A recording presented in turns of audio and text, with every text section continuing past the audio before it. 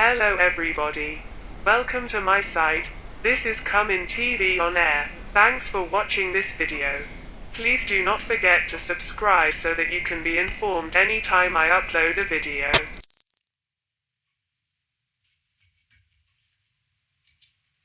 The heating device works only in a voltage range of 220 to 240 volts on frequencies between 50 to 60 Hz and consumes 800 watts on average. The device consists of two heating filaments. The heating filaments immediately start to glow if switched on. The heating device switched on the measured value of the smaller current clamp is now 1.58 amps. Place the clamp around the two wires. You observe the current value tends to 0. As you can observe in this video, if I put the current clamp around one of the conductors or wires, the current clamp measures the right value, but if I put it around two conductors, current clamp measured value tends to 0.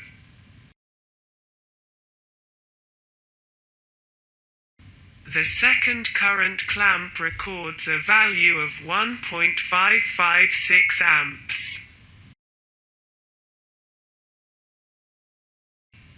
Place the second current clamp around the two wires. You observe the current value tends to 0.04 amps.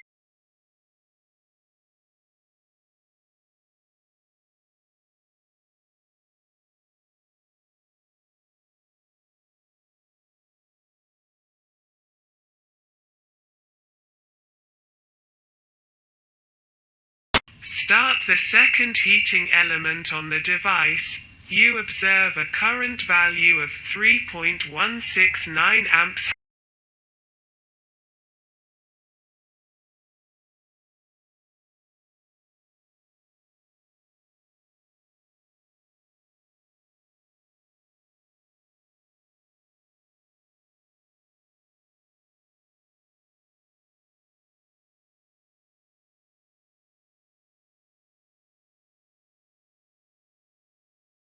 The measured value of smaller current clamp is now 3.195 amps. The smaller current clamp and the bigger current clamp are now connected. The current values are now 3.220 amps and 3.153 amps respectively. Switching off one of the heating element, you observe the current values of 1.64 and 1.57 amps respectively. Place the both current clamp around the two wires. You observe the current value tends to 0.027 and 0.031 amps respectively.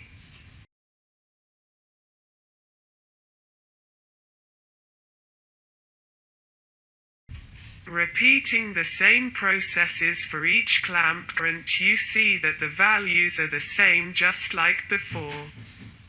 A closer look on this now shows you that the measured value on the current clamp dies down or decays. The reason for this is that the current clamp can only measure the current of individual conductors or cores. If you measure the value of the current in an extension cable consisting of more conductors or cores, for example, you fail. Since the current flows through the outer and neutral conductors in different directions through the cable, the magnetic fields cancel each other out. The current clamp does not show a measured value. The measured value tends to 0. Just as earlier mentioned, the current flows through the outer and neutral conductors in different directions through the cable. Is current a vector having direction and magnitude? Watch our next video to know the answer.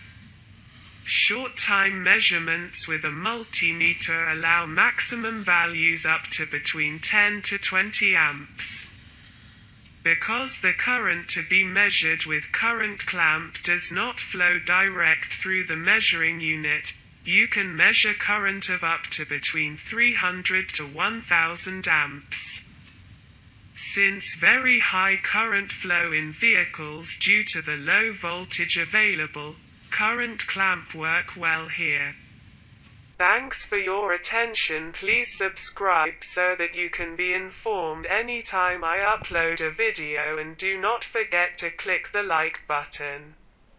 Come in TV on air signing off. Bye for now.